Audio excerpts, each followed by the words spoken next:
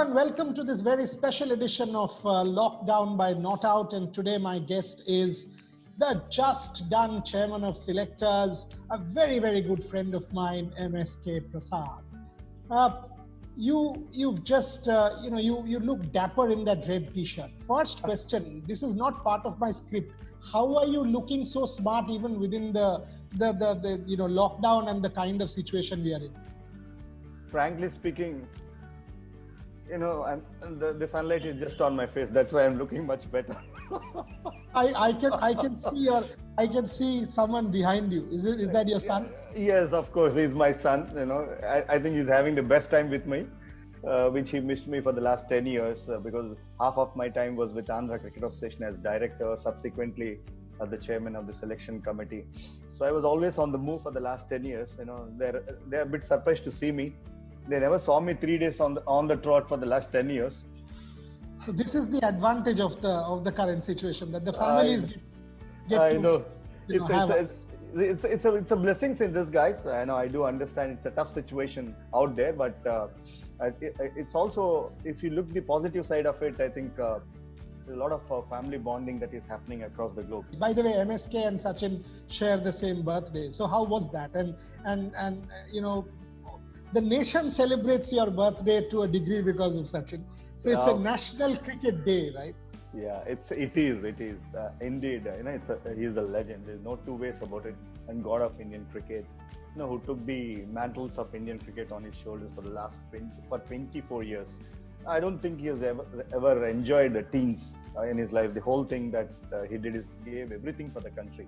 So sharing my birthday with him is the biggest honor, and I would fortunately say thank you to my parents first for having brought me into this world on the same day. Now that you've sort of given up the mantle of chairman of selectors, how do you look back? How do you look back at your tenure? At the beginning, when I took up as the chairman, we were not at the top of the rankings. We were not at the top of the rankings. I'm sure you were also part of that press meet where, in my first press meet, where I assured everybody that our first target should be getting at the top of the table across all three formats, which I feel that we have achieved during our tenure. And of course, people might say that we didn't have Warner or Smith. Still, going there and winning in Australia is a credible achievement by all means. Oh, no question.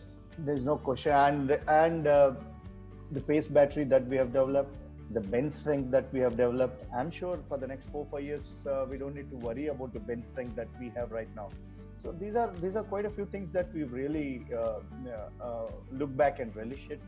So when we do go to Australia, we did not have the results go our way in New Zealand, but when we do go to Australia, now it seems to me that the Australia series will probably go on, maybe even if without crowds or whatever. But how do you see that? To your first half of the question about the New Zealand tour, I have my own reservations, Boria, about this New Zealand tour.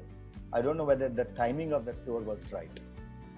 We played our last game tonight, and next day we left to New Zealand, which is absolutely a different conditions.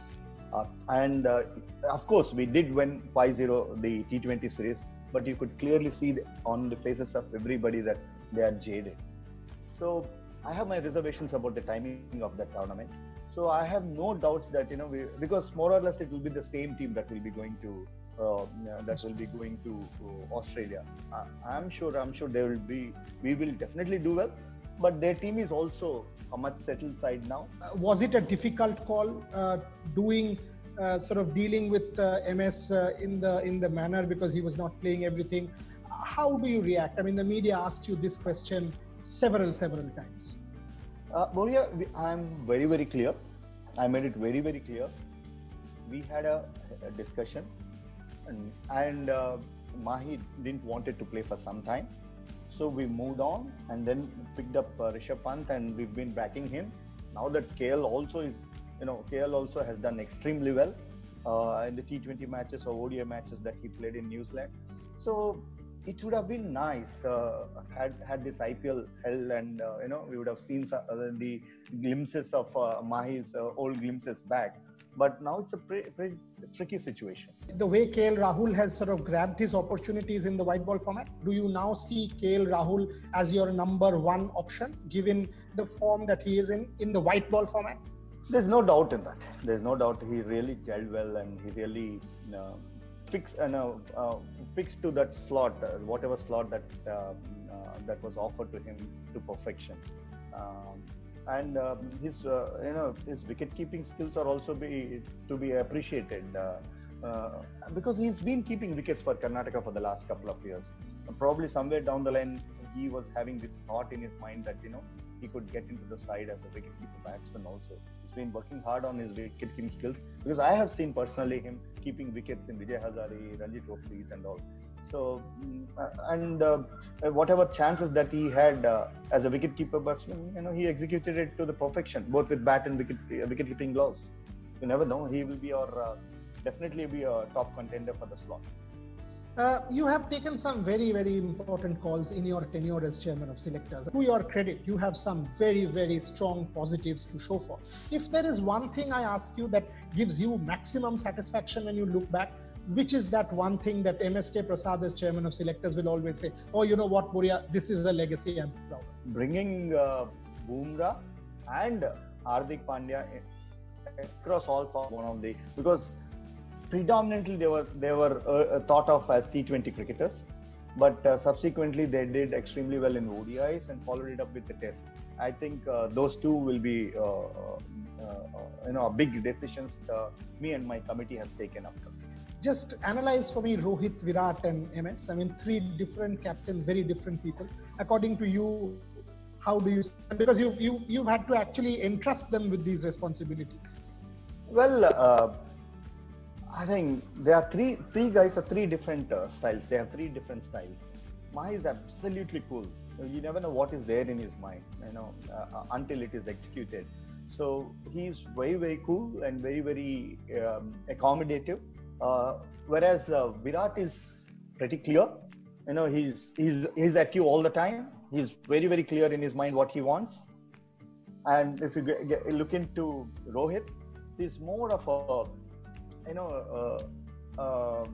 more of an accommodative sort of a guy, and he definitely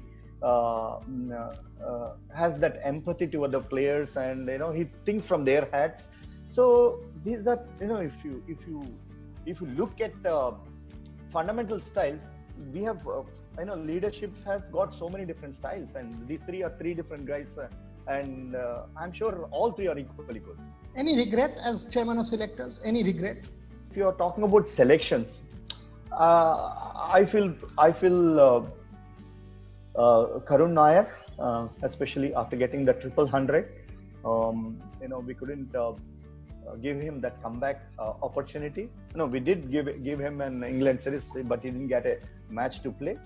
And someone who scores 100, this happens very rarely in world cricket. And someone who has got 100 and we couldn't give him a comeback opportunity is really heartbreaking, not only for him, for all of us. And the second thing is, I also feel bad for Ambati Rayudu.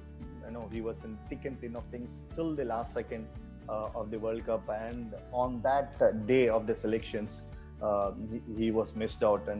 There's no doubt that it's not only he who felt bad for it. I'm sure all of the selection committee members, all of us also feel bad for that. So you realize what you are saying will make national headlines. I mean, these are statements that will make national headlines. I mean, no, I feel bad. I feel bad for Rayudu. Definitely, there's no two ways about it. I'm sure. I regret. Not regret. I'm not regretting here. I'm feeling bad. If I'm looking from their shoe, thinking from their head, I definitely feel bad for both of them. And also, with one more point that I would express is, we had to, after the Champions Trophy finals, we have to move on with Jadeja and Ashwin, and we brought in Kuldeep Yadav and Chahal. That was it's a wonderful move that has paid rich dividends for us for the next couple of years. But let's not forget that they were number 1 and number 2 Test cricketers when they were when they were left out of the ODI sides. So these are the three things that really bothers me, that really that really hurts me as a layman, not as a chairman, as a layman. But as a chairman, we did what is in the best interest of the country. Okay. Yeah. Okay. Did you ever feel bad that people said, the media said that, oh, you did not play too many test matches, lightweight selection committee, etc., etc.? Did you ever feel angry? And some stupid comments like, oh, selectors serve tea, etc., etc. You and I have gone through these questions. But did you ever feel in your heart that people are being unfair? Well, our culture is a hero worship culture. Our culture basically is about hero worship culture.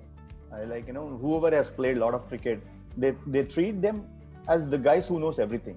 They may not be know-it-all guys. Every field requires its own credentials and its own. Every field has certain fundamentals.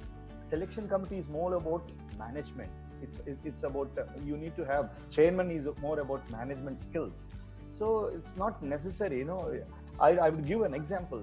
There's a guy, the guys who have played more than 100, 120 test cricket, test matches. I'm not talking about our country, the fellow countries. They were miserable failures as the chairmen or selectors. So does that mean that the guy who has played a lot of cricket knows it all? No. Simple example. The coach who made God of Indian cricket has never played a single first-class match. That speaks it all. So every field has got its own requirements, and I'm sure that within the given opportunity, we try to give our level best. You've done a great job. I mean, as a friend, I can tell you this: you were committed, you were honest to your profession, and that is for me what your legacy will always be like.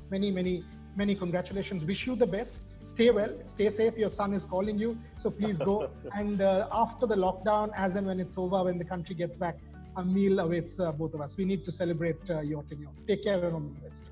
Thank you so much. Thank you so much, Boria. Very nice of you.